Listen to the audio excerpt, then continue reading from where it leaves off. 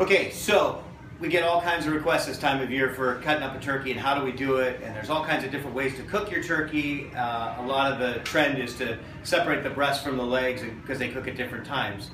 Personally, I roast mine whole because that's the way we've always done it. If you're going to roast it whole, make sure you flip the wings back like this and truss the legs like this. That way you have a uniform shape to your turkey, it'll cook more evenly. The other tip for cooking your turkey whole is to form a shield with a piece of aluminum foil right over the breast. Do it before you put it in the oven. That way you can take it off, get your turkey nice and crisp, and when you go to put it on, you're not trying to wrap your hands around a 500-degree bird. But in terms of cutting up your bird, it's a very simple task if you know a few simple steps.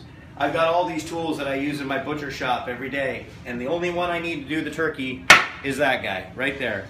So the rest of this we're going to get rid of just turkey. The first thing we want to do is do the wings because we want to do two things. We want to maximize and be real careful with the breast meat. And the other thing is we want to use the weight of the turkey to help take it apart. So we're going to grab the wing and have the turkey pushing away right here and take our knife and come in here right into the joint. And as you pull it apart, come in close here, Diana, you can see the joint in there and it comes right apart like that. We're just going to trim right around there. Hardly any cutting at all. There you go. We're going to come in again from the back side until we find the joint. Once we have that, we can minimize our cuts, keeping all the meat where it should be. There you go. 2 turkey wings. Great appetizers. Next thing we're going to do is take the legs off. Do that, we want to spread apart here and just cut the skin, like so. Once you have them spread like that, you can actually take them and pull them back until you hear the joint pop. I know it sounds gross. It's really not. Once you have that done, again, very little cutting in here. We're just going to come right along the edge, starting from the tail, come right along the backbone. Now here's a neat little trick. The single best piece on a chicken or a turkey is called the oyster, and it sits right on top of this joint here. So as we come in, we're going to take our knife and hook into that joint, dig into it a little bit, and as we pull, there's your oyster. That is the single best bite you'll have on any turkey. So you want to save that. Don't let it go to the backbone and into the soup. There's one leg, same thing. We're going to come in here at the tail, come right along the backbone so we take the most meat off, and hook that joint, and pull the oyster off. There you go.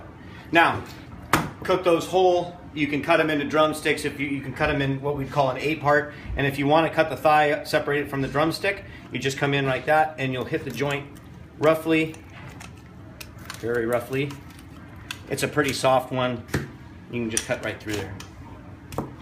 Same thing on this side. Work your knife right through there. Okay, 2 thighs, 2 drumsticks, 2 wings. Now, we've got the breast left. So what we're going to do is there is a natural line right down here under the skin. And all you're going to do is take that same knife, come right down that line on both sides. Follow that line right down the backbone. Now you've got the backbone and the whole bone-in breast. Drop that just like so, and you can see the joint really easily. You're just going to come in with your knife, peel that off. That's like a week's worth of turkey soup right there. There's your backbone.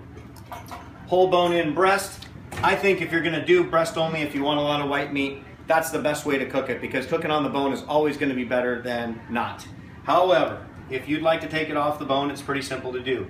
You've got a huge bone, piece of cartilage here called the keel bone right through the center of the breast. So what we're going to do is take that same knife and come right down alongside it. Very careful to keep the knife right on the keel bone.